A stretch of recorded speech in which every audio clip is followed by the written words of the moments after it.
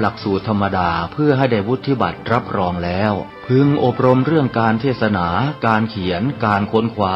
ซึ่งอาจจะเป็นเรื่องเฉพาะตัวแต่ก็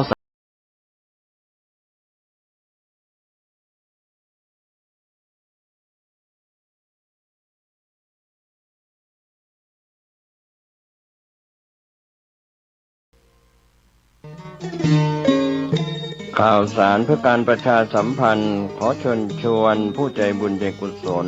ร่วมทำบุญทอดผ้าป่าสามัคคีประจำปีพุทธศักราช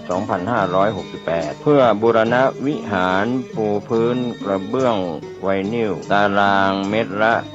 699 บาทจำนวน 150 ตารางเมตรทำโครงเหล็กป้องกันนกรอบวิหารราดพื้นเททรายล้างหน้าวิหารราวบันไดเหล็กสแตนเลสทาสีรอบวิหารเปลี่ยนระบบไฟฟ้าปรับปรุงทัศนียภาพวิหารบูรณะปฏิสังขรณ์ถาวรวัตถุภายในวัดทอดถวายณวัดดอนตันตำบลเหมืองแก้วอำเภอแม่ริมจังหวัดเชียงใหม่ตรงกับวันเสาร์ที่ 1 พฤศจิกายนพุทธศักราช 2568 ช่วงเช้า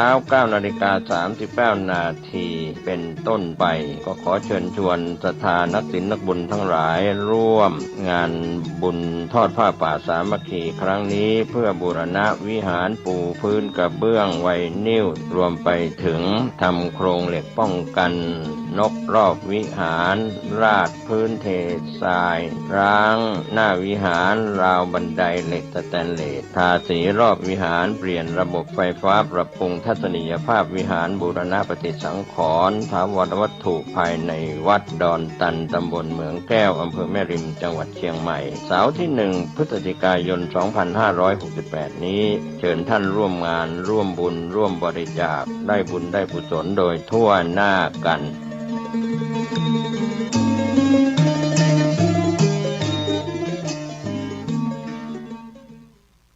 มนุษย์คนเฮาเมื่อเกิดมาในโลกนี้มีสิ่งสองสิ่งเต่าเดียวก็คือมีกายกับใจถ้าไผบ่ฮู้จักวิธีใจกายกับใจฮือถูกบ่ฮู้จักประโยชน์ของการมีกายกับใจใจกายกับใจบ่เป็นบุคคลนั้นก็ได้ชื่อว่าเกิดมาแล้วขาดทั้งทุนสูญทั้งกำไร ส่วนบุคคลคนใดเกิดมาแล้ว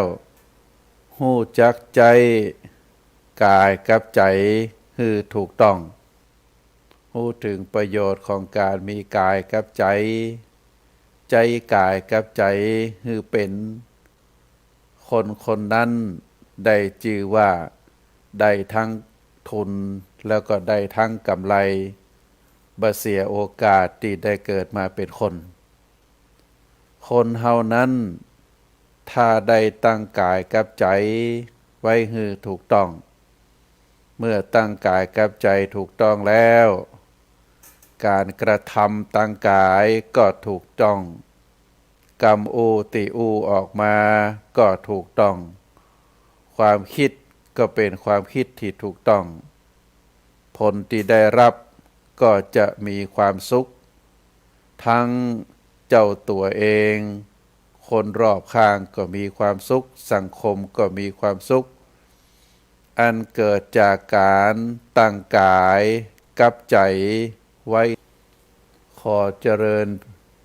ขอความนอบน้อมของข้าพเจ้าจงมีแด่พระรัตนตรัยเจ้าทั้ง3ประการพระรัตนตรัยองค์ที่1คือพระพุทธเจ้าพระรัตนตรัยองค์ที่2คือพระธรรมเจ้าพระรัตนตรัยองค์ที่3คือพระอริยสังฆเจ้าข้าพระพุทธเจ้าขอเคารพนบนอบกราบไหว้แตบไต่ไวสาคุณพระรัตนตรัยเจ้าถึง3ประการด้วยความเคารพสักการะเป็นอย่างยิ่งขอถวายความเคารพพระมหาเถรานุเถระเจ้าคณะพระสังฆาธิการครูบาอาจารย์ตลอดถึงพ ระภิกษุหนุ่มสามเณรน้อยจุตนจุองค์ ขอเจริญพรศรัทธาญาติโยม นักศีลนักบุญ ผู้ที่ตั้งตนไว้ในสัมมาปฏิบัติอนวัชกิจ ผู้ที่เคารพเลื่อมใสในพระรัตนตรัย มีความศรัทธาตั้งมั่นในพระรัตนตรัยเจ้าถึง3 ประการ ผู้ที่กำลังรับฟังรายการจากคลื่นสถานีวิทยุคลื่นพระพุทธศาสนาแห่งนี้ จุท่านจุตนจุคน ต่อจากนี้ไปอาตมาภาพ พระครูปริยัติกิจจาภิวัตรสำนักวัดพระสิงห์อำเภอเมืองจังหวัดเชียงใหม่ ก็จะได้น้อมนำเอาสารธรรมคติธรรมชาดกธรรม เรื่องราวในทางพระพุทธศาสนามามอบเป็นธรรมบรรณาการอาหารใจ มอบเป็นปฏิการะตอบแทน คือกับท่านสาธุชนพุทธบริษัทอุบาสกอุบาสิกา ผู้ที่กำลังรับฟังรายการทุกท่าน การที่เฮาท่านทั้งหลายได้มีโอกาสได้ฟังพระธรรมคำสอนขององค์สมเด็จพระสัมมาสัมพุทธเจ้า วันละเล็กวันละน้อย ก็ถือว่าเป็นการสั่งสมบุญญาปารมีธรรม อันเกิดจากการฟังพระสัทธรรมทั้งหลายเหล่านั้นสุสุสังละพะเตปัญญัง การได้ฟังพระสัทธรรมย่อมเกิดให้มีสติปัญญา นอกจากการจะได้ปัญญาอันเกิดจากการฟังแล้วธรรมสวนามัยบุญสำเร็จจากการฟังธรรมเทศนามัยบุญสำเร็จจากการฟังพระธรรมเทศนา ก็ถือว่าเป็นบุญอันที่สอง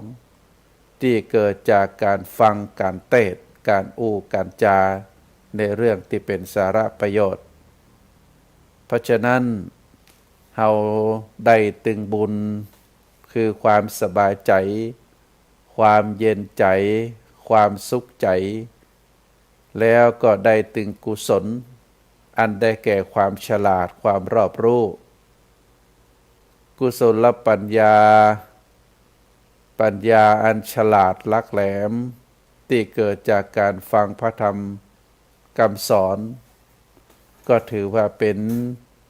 มงคลสำหรับชีวิตเป็นสิริมงคลสำหรับชีวิตของท่านผู้ฟังเมื่อเฮาได้ฟังพระสัทธรรมคำสอนแล้วเกิดองค์ความรู้เกิดสติปัญญาได้น้อมนำมาสู่การประพฤติปฏิบัติในวันละเล็กวันละน้อยก็ถือว่าเป็นมหาบุญอันเกิดจากการฟังได้ปัญญาน้อมนำมาปฏิบัติอันนี้เป็นสิ่งที่ถูกต้องเป็นสัจธรรมเป็นแนวทางที่องค์สมเด็จพระสัมมาสัมพุทธเจ้าได้ตรัสสอนไว้ท่านสาธุชนทั้งหลายก่อนอื่นก็ขออนุโมทนาในกุศลเจตนาของคลื่นสถานีวิทยุคลื่นพระพุทธศาสนาแห่งนี้ที่ได้อำนวยความสะดวกให้ครูบาอาจารย์ได้มีโอกาสดำเนินรายการจัดรายการตามตารางที่ได้รับมอบหมายเมื่อได้ดำเนินรายการตามตารางที่ได้รับมอบหมายแล้วก็ได้รับความอนุเคราะห์จากทางคลื่นสถานีวิทยุแห่งนี้ถือว่าได้เป็นสะพานบุญเป็นสะพานที่ทำให้พระสัทธรรมคำสอนนำเสียงเรียงนามของครูบาอาจารย์ผู้จัดรายการได้ส่งไปถึงยังท่านสาธุชนที่เปิดเครื่องรับฟัง คลื่นสถานีวิทยุมีเป็นจำนวนหลายร้อยหลายพันคลื่นบางคลื่นสถานีก็ประกอบเป็นธุรกิจมีการจัดรายการมีการมอบเพลงคือคนต่างหลายได้ฟังบางคลื่นสถานีวิทยุก็เป็นลักษณะประชาสัมพันธ์หน่วยงานองค์กรนำข่าวเรื่องราวส่วนราชการก็ดีส่วนเอกชนก็ดีก็นำมาเสนอคือท่านสาธุชนได้ยินได้ฟังกันบางคลื่นสถานีวิทยุก็เป็นคลื่นสถานีที่มีการมีการดำเนินรายการเอาเรื่องราวเอาเพลงเอาข่าวสารเอาสินค้ามาประชาสัมพันธ์กัน แต่ว่าคลื่นสถานีวิทยุคลื่นพระพุทธศาสนานี่ก็เป็นคลื่นที่เป็นประโยชน์ทั้งในส่วนของพระพุทธศาสนาทั้งในส่วนของศรัทธาประชาชนทั้งในส่วนของคณะสงฆ์ครูบาอาจารย์ที่เป็นประโยชน์นะต่อพระพุทธศาสนาก็เพราะว่าพระพุทธศาสนานั้นเมื่อเป็นศาสนาที่มีหลักธรรมคำสอนมีพระไตรปิฎกเป็นหลักมีพระไตรปิฎกเป็นแม่แบบมีพระไตรปิฎกเรียกว่าเป็นธรรมนูญของพระศาสนาที่เป็นหน้าที่ของพุทธบริษัทอันได้แก่ภิกษุภิกษุณีอุบาสกอุบาสิกาตลอดถึงสามเณรสามเณรีจะได้ช่วยกันศึกษาห้ำเฮียนแล้วก็เอาพระสัทธรรมคำสอนที่ปรากฏอยู่ในพระไตรปิฎกมานำเสนอให้กับท่านสาธุชนเราก็เรียกว่าเป็นการอัญเชิญพระสัทธรรมคำสอนมามาจาตามวันเวลาวันละเล็กวันละน้อยเราก็ถือว่าเป็นประโยชนะต่อพระพุทธศาสนาเป็นประโยชนะต่อท่านสาธุชนผู้ฟังแน่นอนเมื่อท่านได้รับฟังเรื่องราวต่างๆแล้วก็จะเกิดความรู้เกิดปัญญาสะสมทีละเล็กทีละน้อยก็จะได้เข้าใจในทางที่ถูกต้องมีความหันในทางที่ถูกต้องเขาเรียกว่าสัมมาทิฏฐิซึ่งสัมมาทิฏฐินี้จะตรงกันข้ามกับมิจฉาทิฏฐิเป็นความหันที่บ่ถูกต้องเพราะฉะนั้นเมื่อได้ฟังพระสัทธรรมคำสอนแล้วก็จะปรับความรู้ความเข้าใจจากที่บ่รู้ก็มาเป็นรู้จากที่รู้แล้วก็เป็นที่เข้าใจเมื่อเข้าใจถูกต้องแล้วก็จะมีความคิดมีความหันเป็นสัมมาทิฏฐิเป็นความหันที่ถูกต้องอันนี้เป็นประโยชนะที่จะเกิดขึ้นต่อท่านผู้ฟังในส่วนของครูบาอาจารย์ที่เป็นนักจัดรายการก็ถือว่าได้มีโอกาสสนองพระคุณในทางศาสนาจากที่ได้ศึกษาได้บวชได้ศึกษามาก็ได้พอจะมีความรู้เป็นความรู้ที่ถูกต้องเป็นความรู้ที่อยู่ในพระไตรปิฎกได้อัญเชิญพระสัทธรรมคำสอนแต่ละหมวดแต่ละหมู่มาแสดงมาโปรดมาประชาสัมพันธ์มาแนะนำมาพร่ำสอนให้ศรัทธาท่านสาธุชนได้ฟังได้เข้าใจกันก็ถือว่าได้ปฏิบัติหน้าที่ในฐานะที่เป็นพุทธสาวกได้สืบทอดอายุพระพุทธศาสนารุ่นแล้วรุ่นเล่าก็ถือว่าเป็นเรื่องราวเป็นสิ่งที่ครูบาอาจารย์จะต้องทำเพราะพระพุทธศาสนานี้จะอยู่มั่นคงต่อไปได้ ก็เพราะว่ามีผู้ศึกษา มีผู้ประพฤติปฏิบัติตาม เป็นสิ่งที่มีประโยชน์อย่างแท้จริง ก็จะก่อให้เกิด การประพฤติปฏิบัติรุ่นแล้วรุ่นเล่า อันนี้ในส่วนของครูบาอาจารย์ที่ได้สนองงานพระศาสนา เพราะฉะนั้นท่านสาธุชนทั้งหลาย ในแต่ละวันแต่ละครั้งแต่ละคราว หากครูบาอาจารย์นักจัดรายการได้อัญเชิญพระสัทธรรมคำสอนมามาจาเฮาได้ฟังได้เข้าใจ ได้มีสติปัญญาเกิดขึ้น แล้วก็ได้น้อมนำเอาความรู้ความเข้าใจนั้นมาประพฤติปฏิบัติ สังคมเฮาก็จะน่าอยู่ เป็นสังคมแห่งสันติภาพ เป็นสังคมแห่งความมีเมตตา เป็นสังคมที่มีความเอื้ออาทรต่อกัน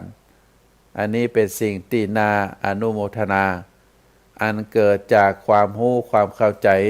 ในพระสัทธรรมคำสอนขององค์สมเด็จพระสัมมาสัมพุทธเจ้า ท่านสาธุชนทั้งหลายเฮาจะหันว่าในสังคมไทยเฮาสังคมที่เฮาหันกันทุกวันทุกวันมีปัญหาของสังคม อันเกิดจากการก่ออาชญากรรม การปล้น การฆ่า การลักทรัพย์ของผู้อื่น การจุการหลอกลวง การช่อโกง การคอร์รัปชัน ปัญหายาเสพติด ปัญหาทางด้านเศรษฐกิจก็คือความยากจน ในแต่ละปีมีความยากจนนักเพิ่มขึ้น ถ้าหากเขาได้พิจารณาถึงปัญหาต่างๆดังที่กล่าวมา ก็อาจจะกล่าวได้ว่า มีสาเหตุเริ่มจากส่วนบุคคลพ่อง สืบเนื่องมาจากนโยบายของรัฐบาลของหน่วยงานส่วนราชการที่มีการบังคับใจระเบียบใจกฎหมายใจกฎกติกาที่บ่ทั่วถึงหรือขาดความเสมอภาคแต่โดยสภาพทั่วไปแล้วปัญหาเหล่านี้บ่ว่าจะเป็นการก่ออาชญากรรมการปล้นฆ่าการลักทรัพย์การหลอกลวงช่อโกงคอร์รัปชันปัญหายาเสพติดอบายมุขปัญหาทางด้านเศรษฐกิจความยากจนสาเหตุเริ่มมาจากส่วนบุคคลสืบเนื่องมาจากการบังคับใจกฎกติกาที่บ่ทั่วถึงแต่ว่าเฮาก็รู้เข้าใจว่าเริ่มมาจากส่วนบุคคลเป็นส่วนใหญ่คำว่าส่วนบุคคลก็หมายถึงคนแต่ละคนที่เป็นสมาชิกของสังคมที่เป็นสมาชิกของประเทศไทยเฮาปัญหาเหล่านี้เฮาจะหันว่าเริ่มที่ตัวบุคคลเป็นส่วนใหญ่จากบุคคลก็จะเข้าสู่เป็นครอบครัวจากครอบครัวก็จะเป็นชุมชนเป็นระดับจังหวัดจนส่งผลถึงระดับประเทศเพราะส่วนรวมก็มาจากส่วนเล็กๆรวมกันเข้าภาพรวมออกมาจากส่วนเล็กๆรวมกันอันนี้คือความเป็นจริงถ้าเราพิจารณาตามสภาพความเป็นจริงแล้วเราก็รู้กันเป็นอย่างดีว่ามนุษย์ทุกคนล้วนมีค ความต้องการปัจจัยสี่ปัจจัยสี่ก็คือเครื่องอาศัยที่สำคัญที่เป็นหลักมนุษย์ทุกคนต่างก็จะต้องอาศัยปัจจัยสี่เป็นเครื่องดำเนินชีวิตซึ่งก็ได้แก่อาหารที่อยู่อาศัยเครื่องนุ่งห่มยารักษาโรคทุกคนต่างก็มีความต้องการด้วยกันทั้งนั้นนอกจากนี้แล้ว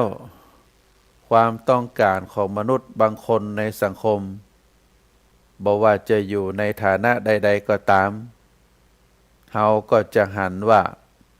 มีความต้องการในการกินมีความต้องการสิ่งที่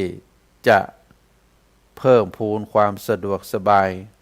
อำนวยความสุขให้แก่ตัวเก่าแต่ละคนต่างก็ต้องเคารพต้องการความเคารพการยกย่องนับถือมีเกียรติจากบุคคลทั่วไปต้องการความเคารพยกย่องนับถือความมีเกียรติการได้รับยกย่องจากบุคคลทั่วไปเช่นเดียวกันเมื่อต้องการแล้วบ่ได้รับการตอบสนองย่อมทำให้จิตใจของบุคคลนั้นกระซับกระส่ายไปโดยอำนาจของความโลภแต่ถ้าได้รับการตอบสนองก็จะมีความชื่นชมยินดีมีความสุขตามภาษาของคนที่ยังมีความต้องการมีความอยากอยู่เพราะฉะนั้นความโลภที่คนทั้งหลายเกิดขึ้นในจิตในใจอยากจะมีความต้องการการกินต้องการบ้านเรือนที่อยู่อาศัยต้องการเครื่องนุ่งห่มที่มีราคาแพงงดงามแล้วก็ต้องการยารักษาโรคเวลาเจ็บไข้ได้ป่วยก็นอกจากนั้นแล้วก็เป็นความต้องการที่ได้รับการยกย่องความเคารพความเชื่อถือจากบุคคลทั่วไปเมื่อต้องการแล้วแต่ว่าบ่ได้รับการตอบสนองก็ทำให้จิตใจของบุคคลนั้นกระซับกระส่ายเพราะบ่สามารถที่จะตอบสนองความต้องการของตัวเองได้ความต้องการหรือความโลภหรือเราอาจจะเรียกว่าตัณหาตั้นจัดเป็นอกุศลมูล เป็นอกุศลมูลเรียกว่าเป็นอาการของสิ่งที่บดีบงามเราเรียกว่าอากุศลมูลเป็นสิ่งที่เป็นเบื้องต้นเป็นรากเหง้าของความบดีความบงามรากเหง้าของความบดีความบงามรากเหง้าของความชั่วมีอยู่3ประการอันได้แก่โลภะความอยากได้โทสะความคิดประทุษร้ายโมหะความหลงบ่ฮู้จริงเป็นรากเหง้าของความบ่ฉลาดเป็นรากเหง้าหรือต้นตอของความชั่วทุกประเภทความชั่วความบ่ดีความบ่งามทุกประเภทนั้นก็จะเกิดจากโลภะโทสะโมหะอันได้แก่ความอยากความคิดประทุษร้ายความบ่ฮู้จริงเมื่อกำเริบเกิดขึ้นทั้ง3ประการนี้เมื่อกำเริบเกิดขึ้นอยู่ในจิตใจของบุคคลใดบุคคลหนึ่งก็จะแสดงออกมาเป็นการทุจริตการประพฤติชั่วการประพฤติในสิ่งที่บ่ดีบ่งามทั้งทางกายทางวาจาทางใจเปิ้นบอกว่าอกุศลมูลอันได้แก่โลภะโทสะโมหะนี้เป็นสภาวะธรรมฝ่ายชั่วเป็นกิเลสเป็นอกุศลมูล จะเนื่องเกี่ยวกันซึ่งกันและกัน แล้วก็บ่สามารถที่จะแยกแยะออกได้ความโลภนั้นเมื่อเกิดขึ้นแล้ว ก็จะเป็นสาเหตุทำให้จิตใจเศร้าหมอง ความโลภที่เกิดตั้งใจนั่นเป็นอาการของจิตที่อยากได้อยากมีอยากเป็นในสิ่งที่ตนเองบ่ได้ตนเองยังบ่มีตนเองยังบ่ได้เป็นจนเป็นสิ่งที่ปรากฏทำให้บุคคลคนนั้นที่มีความต้องการมีความอยากมีอยากเป็นอยากได้ก็จะต้องดิ้นรนขวนขวายแสวงหาปรารถนาเพื่อที่จะให้ได้สิ่งนั้นมาครอบครองอันเป็นอาการของกิเลสที่เป็นความชั่วทางใจก่อให้เกิดอาการพยายามแสวงหาช่องทางคิดกลอุบายหลอกลวงเอาทรัพย์สินสิ่งของคนอื่นมาเป็นกรรมสิทธิ์ของตัวเก่าเพราะความโลภที่รุมเร้าจิตใจจึงเป็นสาเหตุที่ทำให้ความชั่วทั้งทางกายทางวาจาทางใจทางกรรมอู้ก็เป็นการอู้เรียบเรียงเคียงเพ่งเล็งเอาทรัพย์ของคนอื่นเพื่อที่จะมาเป็นของตัวเก่ายิ่งได้กว่านั้นก็เมื่อคนถูกความโลภครอบงำจิตใจคือเป็นสาเหตุที่ทำให้ความชั่วทางกายซึ่งเป็นความผิดพลาดนะเป็นความบ่ชอบธรรมก็สามารถที่จะทำให้ชีวิตของคนหรือสัตว์ถึงแก่ความตายก็ได้เพราะความพยายามในการที่จะเอาสิ่งของเหล่านั้นมาเป็นสิ่งของตัวเก่าเมื่อความต้องการอยากขึ้นแล้วก็พยายามจะเอาสิ่งเหล่านั้นมาเป็นของตัวเก่าเมื่อบ่ได้ด้วยเล่ห์ก็เอาด้วยกลเมื่อบ่ได้เอาด้วยเวทมนต์ก็ทำโดยคาถาหรือถึงขนาดที่ทำชีวิตของคนหรือของสัตว์ให้ถึงแก่ความตายก็ได้จะถือเอาสิ่งของที่เจ้าของบ่ได้ให้จะประพฤติผิดในเรียกว่าชายหญิงที่บ่ใจคู่ครองของตัวเก่าก็จะได้จะกล่าวกรรมจักจวนคนอื่นในทางที่เสียหายก็ได้สิ่งที่ว่ามาทั้งหมดเฮาก็จะหันว่าบุคคลคนนั้นได้ทำความผิดก็เพราะว่าเกิดจากความโลภความโลภเป็นอาการของจิตที่อยากจะได้แบบบ่ฮู้จักพอเป็นความเศร้าหมองของจิตซึ่งทำให้บุคคลแสวงหาสิ่งที่ต้องการในทางทุจริตเป็นรากเหง้าของอกุศลมูลเป็นกิเลสที่โน้มน้าวเข้ามาหาอารมณ์ที่เป็นฝ่ายต่ำเป็นสภาวะจิตที่ปรุงแต่งอันเป็นบาปเป็นสาเหตุของความประพฤติที่เป็นอกุศลทางกายและก็ทางวาจาสาเหตุของความเกิดความโลภก็คือจากสภาพจิตที่ถูกโมหะครอบครองเรียกว่าลุ่มหลงมัวเมาบ่ฮู้จริงและครอบงำอันก่อให้เกิดความโลภอันเนื่องมาจากการเรียกว่านึกคิดของตัวเก่าด้วยความอยากได้เพราะบ่พิจารณาอย่างรอบคอบถี่ถ้วนด้วยสติปัญญาอันประกอบด้วยเหตุด้วยผลอันนี้เป็นจากสภาพที่จิตใจที่เกิดโมหะความลุ่มหลงความมัวเมาครอบงำประการที่สองความโลภนั้นเกิดจากสิ่งอันเป็นภายนอกอันได้แก่ทรัพย์สินเงินทองสิ่งของมีค่าทั้งหลายตลอดถึงอำนาจวาสนาความเป็นใหญ่การได้รับความเคารพการยอมรับนับถือ ได้รับเกียรติยศมากระตุ้นให้เกิดความโลภในเวลาที่มีสาเหตุปัจจัยพร้อมก็ทำให้บุคคลได้กระทำทุจริตทางกายทางวาจาได้ทันที เมื่อบุคคลต้องการอำนาจความเป็นใหญ่ที่เกินขอบเขตหรือต้องการทรัพย์สินเงินทอง เมื่อบ่ได้ตามความต้องการก็เกิดความกระวนกระวายกระซับกระส่าย เกิดความทุกข์ความทรมานสิ่งที่อาจจะตวยมาก็คือเกิด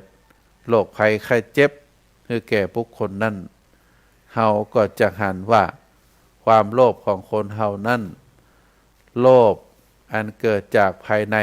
จิตใจของตัวเองถูกโมหะครอบงำโลภเกิดจากสิ่งของอันเป็นของภายนอกอันได้แก่ทรัพย์สินเงินทองอำนาจวาสนาความเคารพนับถือเกียรติยศมากระตุ้นให้เกิดความโลภอันนี้เป็นสิ่งที่เฮาท่านทั้งหลายนะก็ควรจะพินิจพิจารณากันท่านสาธุชนทั้งหลายสาเหตุของการเกิดความโลภ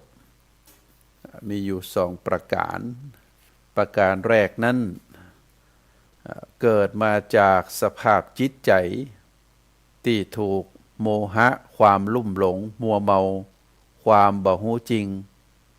แล้วก็ครอบงำที่จะก่อให้เกิดเป็นความโลภ อันเนื่องมาจากการนึกการคิดการตรึกตรองของตัวเก่าด้วยความอยากได้เพราะบ่มีการพิจารณาอย่างรอบครอบถี่ถ้วนโดยสติปัญญาอันประกอบด้วยเหตุโดยผลโดยปกติแล้วความโลภนั้นก็จะมีอยู่ประจำใจของปุถุชนทุกคนบ่นักก็น้อยปุถุชนก็คือบุคคลที่ยังหนาเต็มไปด้วยกิเลสโดยที่บ่ได้เลือกหน้าว่าจะเป็นคนใหญ่หรือเป็นละอ่อนเป็นคนแก่หรือคนหนุ่มสาวเป็นคนจนหรือคนมั่งมีต่างก็มีความโลภด้วยกันทั้งนั้นเพราะฉะนั้นเมื่อจิตใจของเฮายังเต็มไปด้วยความโลภเพราะความบ่ฮู้ความบ่เข้าใจการบ่พินิจพิจารณาอย่างรอบคอบอย่างถี่ถ้วนโดยสติปัญญาอันประกอบด้วยเหตุด้วยผลหรือบางทีบุคคลคนนั้นก็ขาดสติปัญญาเมื่อขาดสติเมื่อขาดปัญญาก็ทำให้ความโลภนั้นครอบงำเมื่อความโลภนั้นครอบงำจน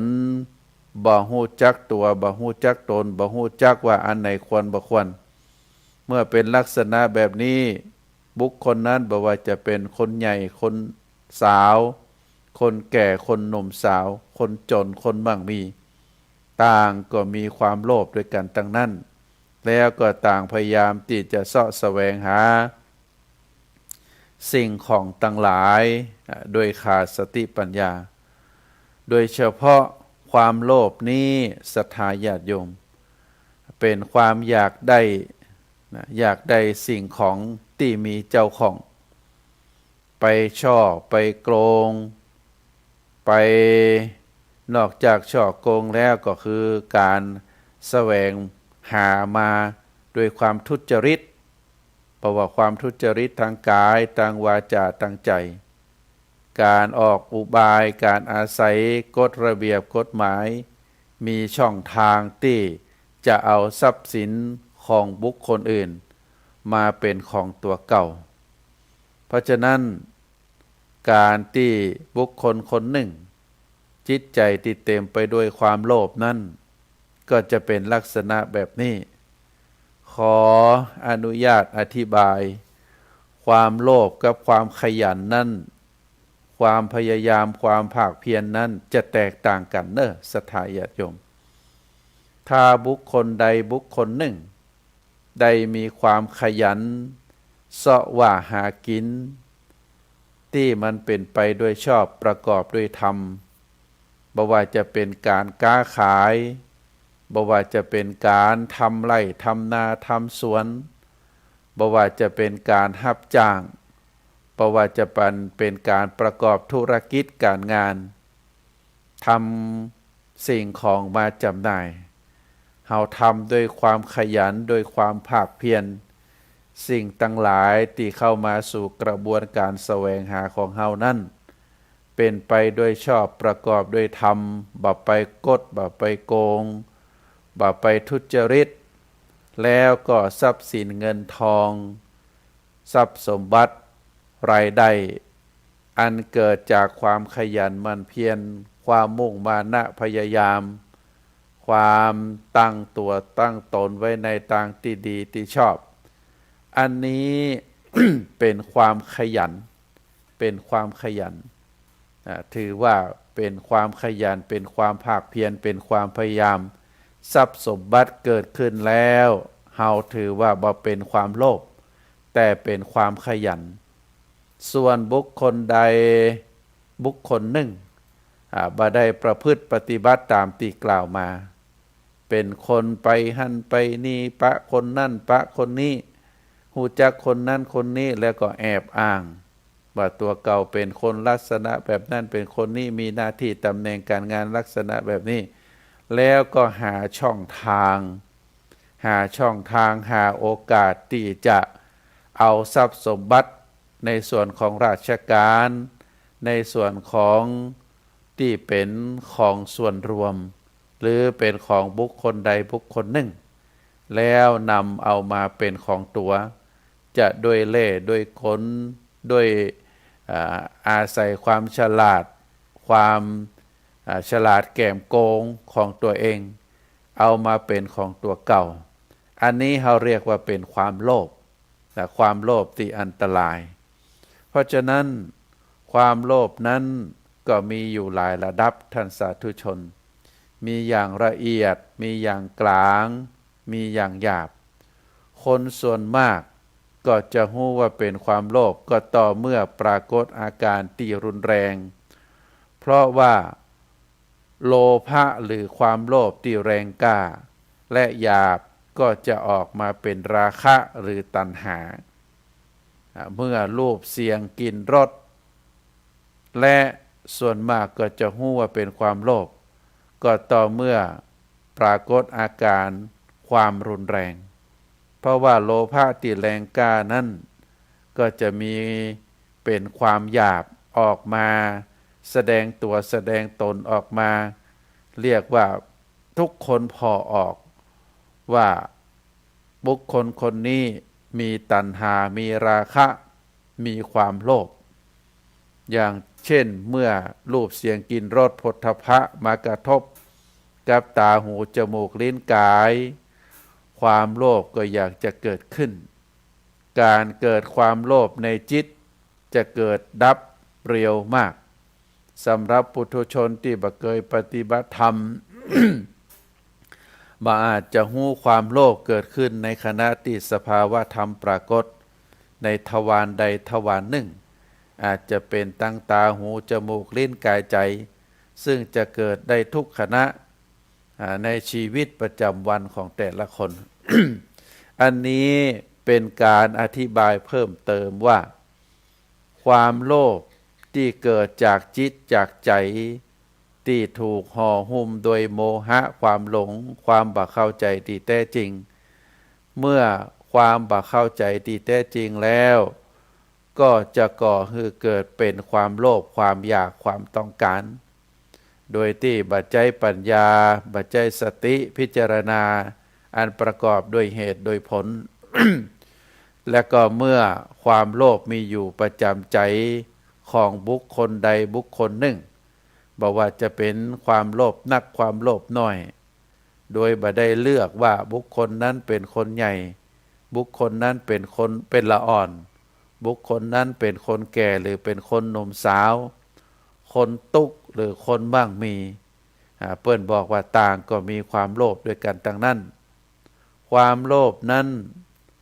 เมื่อปรากฏฮือเฮาฮู้อาการที่รุนแรงเพราะว่าความโลภนั้นเป็นความโลภที่แรงกล้าแล้วก็หยาบก็จะแสดงออกมาเป็น ตัณหาราคะ เพราะถ้าบุคคลคนนั้นมีรูปมีเสียงมีกลิ่นมีรสมีโผฏฐัพพะมากระทบตาหูจมูกลิ้นกายใจความโลภก็จะเกิดติดจิตเมื่อความโลภเกิดขึ้นติดจิตแล้วก็จะเกิดเปิ่นห้องว่าเป็นการเกิดดับที่เร็วไวปุถุชนคนที่บ่ได้เคยปฏิบัติธรรมบ่ได้พินิจพิจารณาจิต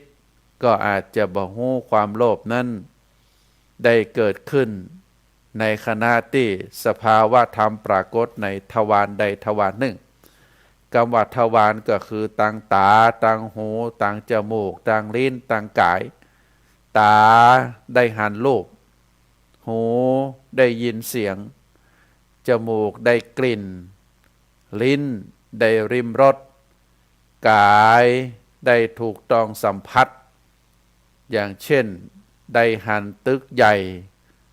ได้เข้าไปในตึกได้อยู่ห้องแอร์มีเฟอร์นิเจอร์ที่หรูหราก็เกิดความอยากหูได้ยินเสียงจมูกได้ดมกลิ่นลิ้นได้ริมรสอาหารที่โอชะอร่อยแล้วก็เกิดความหิวความกระหายความติดในรสหรือได้สัมผัสสิ่งต่างๆทางกายความอ่อนความแข็งความละมุนละไมเมื่อสิ่งต่างหลายเหล่านี้มากระทบแล้วก็เกิดสภาวะธรรมอันได้แก่ความอยากความต้องการสิ่งต่างหลายเหล่านั้นมาเป็นของตัวเก่าเมื่ออยากได้สิ่งต่างหลายเหล่านั้นมาเป็นของตัวเก่าเพราะว่าจะเป็นบุคคลแม่หญิงได้หันปอใจมาตั้งตาปอใจได้หันแม่หญิงมาตั้งตาก็เกิดความอยากความต้องการแสดงออกซึ่งเฮาเรียกว่าเป็นตัณหาราคะทั้งหลายทั้งหมดนี้เกิดมาจากความที่จิตใจของบุคคลนั้นได้ขาดสติขาดปัญญาถูกโมหะครอบคลุมเมื่อบ่ฮู้ตามความเป็นจริงบ่มีปัญญาพิจารณาแล้ว ก็ทำให้ความโลภที่อยู่ในจิตใจของบุคคลนั้นได้เพิ่มทวีขึ้นเพิ่มความอยากขึ้นสุดท้ายได้แสดงออกมาทางกายโดยการที่พยายามจะเอาสิ่งต่างหลายเหล่านั้นมาเป็นของตัวเก่าเนี่ยจะได้มาบอกว่าจะเป็นการช่อโกงบอกว่าจะเป็นการหาช่องทางความขาดตอนของระเบียบของกฎหมาย ก็เนี่ยเอาทุกสิ่งทุกอย่างบอกว่าจะเป็นได้มาโดยตรงบอกว่าจะเป็นได้มาตามน้ำก็เอาตั้งนั้นเพราะเป็นความอยากที่เกิดจากจิตจากใจประการที่สองความโลภอันเกิดจากของสิ่งของอันเป็นของภายนอกอันได้แก่ทรัพย์สินเงินทองสิ่งของมีค่าตลอดถึงอำนาจวาสนาบารมีความเป็นใหญ่การได้รับความเคารพยอมรับนับถือได้รับเกียรติยศมากระตุ้นให้เกิดความโลภในเวลาที่มีเหตุปัจจัยพร้อมก็ทำให้บุคคลได้กระทำทุจริตทางกายทางวาจาได้ทันทีเมื่อบุคคลต้องการอำนาจความเป็นใหญ่ที่เกินขอบเขต เมื่อบ่ได้ตามที่ต้องการก็จะเกิดความกระวนกระวายกระซับกระส่ายเกิดความทุกข์ความทรมานสิ่งตามมา อาจจะก่อให้เกิดโรคภัยไข้เจ็บแก่บุคคลนั้นก็ได้อันนี้เกิดจากสิ่งภายนอกเมื่อได้หู้ได้หันได้เข้าใจได้หันจ้องตางแล้วก็นำพาตัวนำพาตนเข้าไปสู่เส้นทางแห่งความมุ่งมา่ปรารถนาที่อยากจะได้บ่ว่าจะเป็นทรัพย์สินเงินทองบ่ว่าจะเป็นของมีค่าตั้งหลายที่ตัวเองได้หู้ได้หันตลอดถึงการที่จะได้สิ่งของตั้งหลายเหล่านั้นมาด้วยง่ายก็จะต้องอาศัยอำนาจวาสนาความเป็นใหญ่การได้รับการเคารพนับถือได้รับเกียรติยศกระตุ้นมาให้เกิดความโลภในเวลาที่มีเหตุปัจจัยพร้อมก็ทำให้บุคคลนั้นได้กระทำทุจริตบ่ว่าจะเป็นทางกายทางวาจาหาช่องทางที่จะกระทำขึ้นมาทันทีเพราะเมื่อบุคคลต้องการอำนาจวาสนาความเป็นใหญ่ที่เกินขอบเขตเมื่อบ่ได้ตามความต้องการก็จะเกิดความกระวนกระวายกระซับกระส่ายเกิดความทุกข์ความทรมานสิ่งที่โตยมาก็อาจจะเป็นการกระทำอย่างใดอย่างหนึ่งที่จะทำให้ตัวเองได้สิ่งนั้นอันนี้เป็นการที่เกิดความโลภจากสิ่งภายนอกเนอะศรัทธาญาติโยมสิ่งภายนอกมาสู่ใจแล้วก็แหมประการหนึ่งที่ได้อูมาก็คือเกิดแต่จิตแต่ใจมีอยู่สองประการสาเหตุที่เกิดความโลภความหลงความโลภเกิดจากความหลงความบ่ฮู้จริงเมื่อเกิดความโลภความต้องการความอยากในสิ่งต่างหลายเหล่านั้นก็ทำให้ได้กระเซาะแสวงหาแล้วแห่งประการหนึ่งเกิดจากสิ่งภายนอกอันได้แก่ทรัพย์สินเงินทองอำนาจวาสนาความเป็นใหญ่เกียรติยศมากระตุ้นให้เกิดความโลภเมื่อในเวลาใดเวลาหนึ่งพร้อมที่เรียกว่าเวลาที่มีเหตุมีปัจจัยพร้อมบุคคลนั้นก็จะกระทำทุจริตบ่ว่าจะเป็นทางกายทางวาจาทางใจทันทีเพราะต้องการสิ่งต่างหลายเหล่านั้นบ่ว่าจะเป็นทรัพย์สินเงินทองของมีค่าอำนาจวาสนาเกียรติยศการได้รับความเคารพนับถือก็เป็นความต้องการที่เกินขอบเขตเมื่อบ่ได้ตามความต้องการก็จะเกิดความกระวนกระวายกระซับกระส่ายเกิดความทุกข์ความทรมานเมื่อได้มาซึ่งอำนาจวาสนาทรัพย์สินเงินทองที่ได้มาโดยทุจริตแล้ว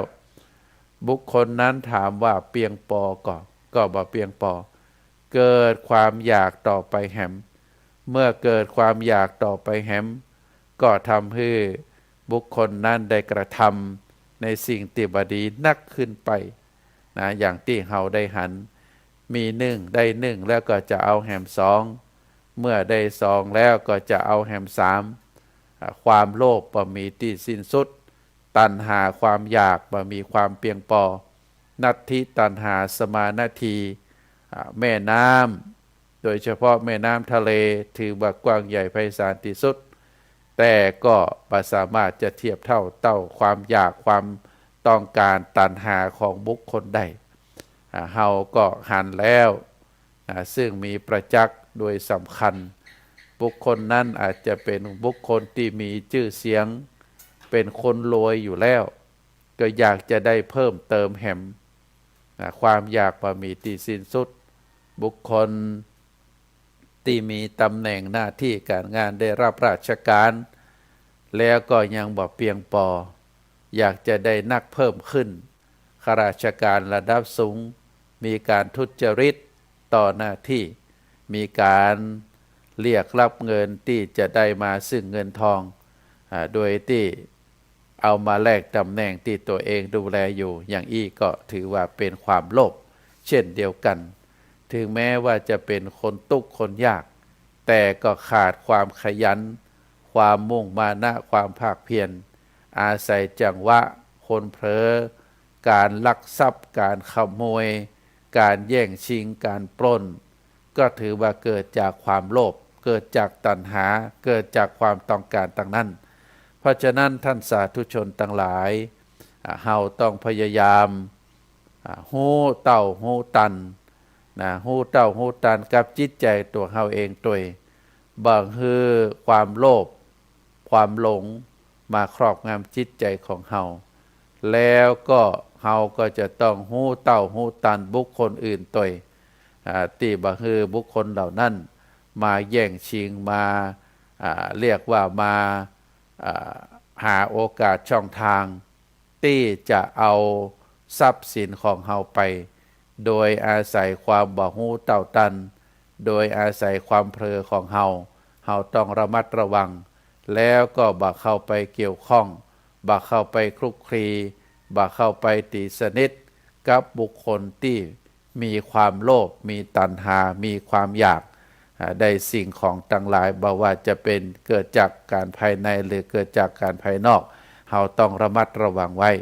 อันนี้เป็นคำสอนของพระพุทธเจ้าเนศรัทธาญาติโยมทั้งหลาย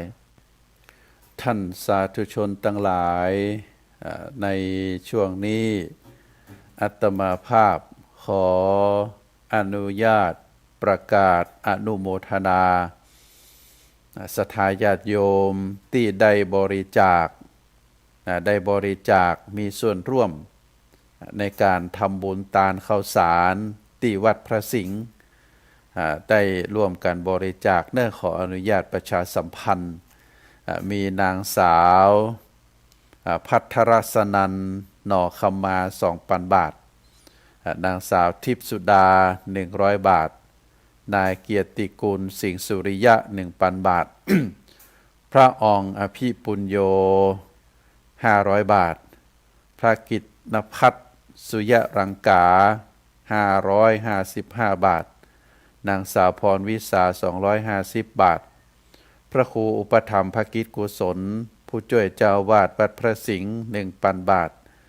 นางสาวพรทิพย์มูลมาวัน500 บาทนางสาวสิริมาศจินวงศ์500 บาทนางหัสยากุณาเงิน250 บาทนางปี500 บาทนายดนัย250 บาทนางสาวปุณธริกา500 บาทนอกจากนั้นก็มีนางสาวนัทนิชา250 บาทนายพงศักดิ์ตาคำเที่ยง 1,000 บาทแม่อุ้ยหม่อนเพ็ญพัก250 บาทครูธัญญาทองอิ่ม250 บาทนางยุวพรวิเศษสรร250 บาทนายวีรการสถิตนิรามัย 1,000 บาทครอบครัวพันทหาร 1,000 บาทท่านพระครูวิทิตศาสนาธรรองเจ้าคณะอำเภอเมือง 10,000 บาทพระนันทนัทกิติโสพโน 1,000 บาท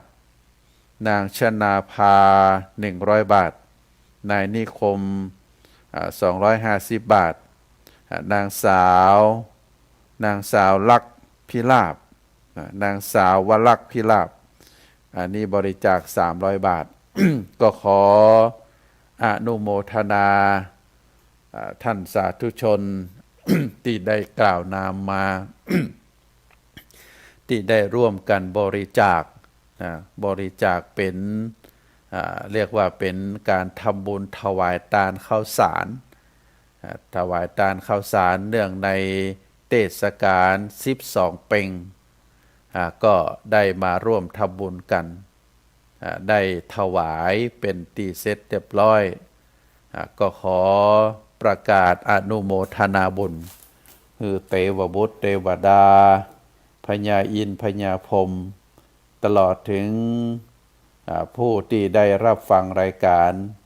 ได้อนุโมทนาบุญกับผู้ที่ได้เสียสละปัจจัยเสียสละเงิน ตามจำนวนที่ได้ประกาศมา เงินทุกบาททุกสตางค์ก็จะได้จัดซื้อสิ่งของอันมีได้จัดซื้อสิ่งของมีข้าวสารเครื่องปรุงอาหารตลอดถึงสิ่งที่จะใช้ในการปรุงอาหารเมื่อได้ปรุงเสร็จเรียบร้อยในแต่ละวันก็จะได้ถวายเป็นอาหารเพลแด่สามเณร อาหารกลางวันแก่นักเรียนที่มาเรียนหนังสือในแต่ละวันเงินทุกบาททุกสตางค์ที่รวมกันเป็นก้อนหนึ่งก้อนเดียวแต่ถวายทานทุกครั้งได้เลี้ยงอาหารทุกครั้งท่านสาธุชนเจ้าของปัจจัย ก็จะได้บุญอย่างเดียวกันนะบ่ว่าจะเป็นบุญนักบุญน้อย อันเกิดจากการบริจาคทานเฮาก็ถือว่านะเป็นการฮือทานตั้งนั้นถือว่า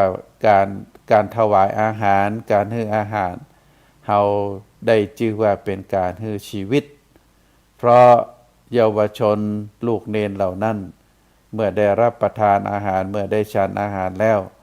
อาหารก็จะแปรสภาพเป็นเลือดเป็นเนื้อเป็นกำลังทำให้